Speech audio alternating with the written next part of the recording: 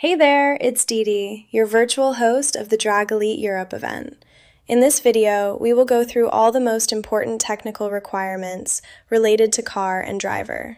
We will have two basic segments in this video, one for the general things all cars and drivers are required, and one for some specific requirements which are class-related.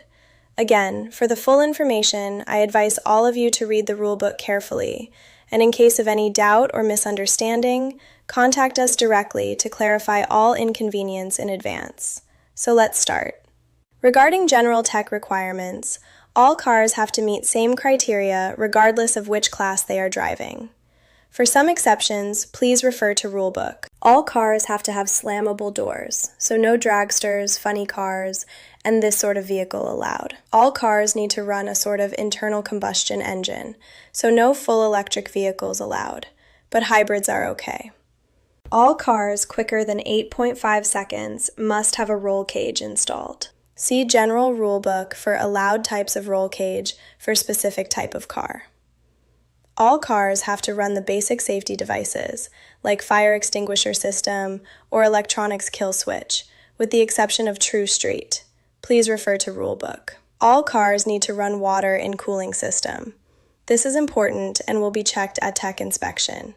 Again, True Street excluded, but we recommend, if possible, also for those cars to run water. Please note, antifreeze or similar cooling liquid is very hard to clean and takes a lot of time to do so. We will prepare the track to highest possible grade, and we want to preserve it for all racers during the weekend. As our schedule is tight and we want you to use as much as possible, if not all of your track time, it is important that if a failure or engine damage happens, the track can be cleaned up in shortest possible time and be restored to previous condition for the next racers. Please respect that and have it in mind while preparing for Drag Elite Europe. For same reasons, all cars must have an oil retainment device or catch can connected to breather. Also, a belly pan is highly recommended for all cars. Cars with oil or water leaks at track will not be allowed to stage and will be warned only one time in case no belly pan installed. Second leak can lead to disqualification, so please pay attention up front. All cars have to run drag racing tires. Again, only exception is True Street, but we recommend, even for them, a DOT drag racing tire. We will prepare the lanes to give you all the grip, and using drag racing tires at the event, equally in both lanes, will keep the track on highest level for every round of qualifying and racing. According to our planned track prep sessions during the event, this grip level is likely to be even higher as the event advances. That is the reason why we will not accept street tires or semi-slick hardwall tires at the track, except True Street as mentioned. We want to have best possible conditions for all racers in all classes at any time of the event.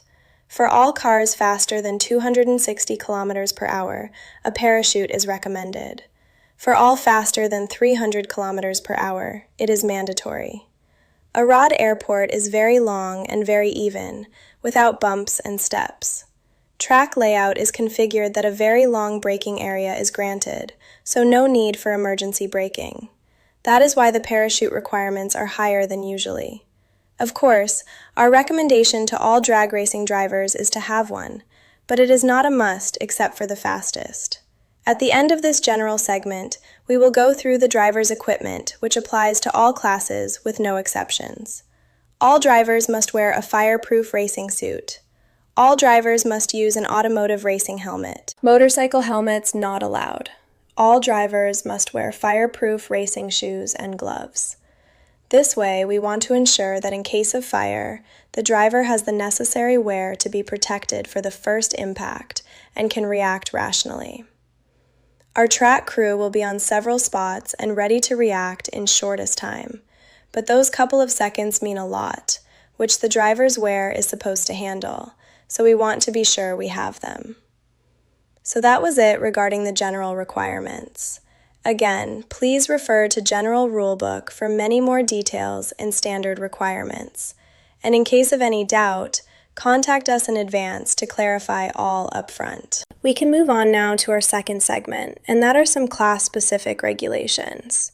Again, we will highlight here some of them and give some explanations, but for the full information, we advise all of you to go through the class regulation rulebook carefully and be sure you reset for your class. True Street has the most exceptions in relation to general regulations. This is due to us understanding that these are basically still street-driven cars in most cases. The class regulations are most restrictive in this class. True Street class racers are not allowed to have any chassis modification. The engine has to be in same position and orientation like stock. In this class, many elements are forbidden, like using drag slicks, bias ply, polycarbonate windows, removal of body parts, repositioning of exhaust, and so on. These cars have to meet the most limitations, and that is why we allowed some of the exceptions on the other side, which will not jeopardize others or the event. Again, for full information, please refer to class regulations. Street Outlaw Class. Same like in True Street class, all Street Outlaw cars have to have the stock chassis without modifications. The engine department is also quite similar to True Street, with stock position and orientation of engine. Also, their appearance is very similar to street cars, but in the Street Outlaw class, many of the limitations for True Street are lifted. Street Outlaw cars can use drag slicks, they can have their body elements and windows changed, they can have the exhaust repositioned, they can be more stripped down in relation to True Street, and so on. Check out the class regulations for details. For small diesel and big diesel classes, basically the same rules apply. Only difference is that in the smaller class, the smaller engine with up to 5 cylinders can run, and in the bigger class, the 6 and more cylinder engines are present. In both classes, the front-wheel drive and rear-wheel drive cars can use wheelie bars, and the all-wheel drive cars are not allowed to. Other than that, class rules are same. And of course, for both classes, basic requirement is that the car runs diesel fuel. Stick shift class has a specific class rulebook, and most of it is related to the transmission, which is allowed for use in this class. All variety of manual transmissions are allowed in this class, no matter if it is a stock H-pattern transmission, a modified stock one with dog box engagement gears, or a fully built sequential gearbox. As long as you operate it by hand and shift manually, you're in. Electric or air-shifted type of engagement is not allowed. Likewise, the Liberty's clutchless style of transmission is also not allowed in this class, even if it's a Z-style hand-operated one. Other than that, no further restrictions are set for this class. All engine sizes, all drive types, all chassis modifications, and so on are allowed in this class and A class. For this class, most of the rules comply with the other classes, and the only limitation here is the engine itself. This class is limited to naturally aspirated engines, but to make it fair for those with smaller engines and give them the chance to compete, we decided to allow one exception. It's about the engine size. The big engines, like V8 or bigger, are limited to run naturally aspirated setup.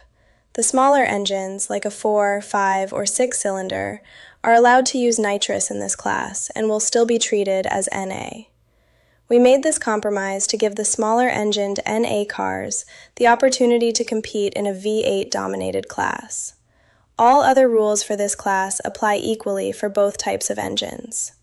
V8 Plus class. Now here come all the big engines with no limitations on power adders. If it is nitrous, compressor, or supercharger, turbocharger, or a combination of multiple of them, this is a no-limit big engine class.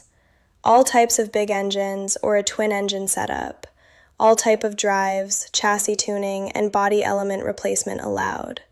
Check out the regulations for details. No further explanation needed here. At the end, we have 3 sport compact classes. All regulations for this classes are basically same.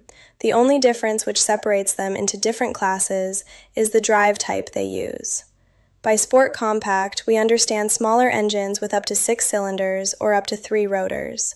There is literally no limit on engine or chassis tuning. Class separation is just by the drive tires, so we have front-wheel drive class for all cars running the drive on front wheels, rear-wheel drive class for all cars running the rear driving wheels, and all-wheel drive class for all cars running all wheels as drive wheels.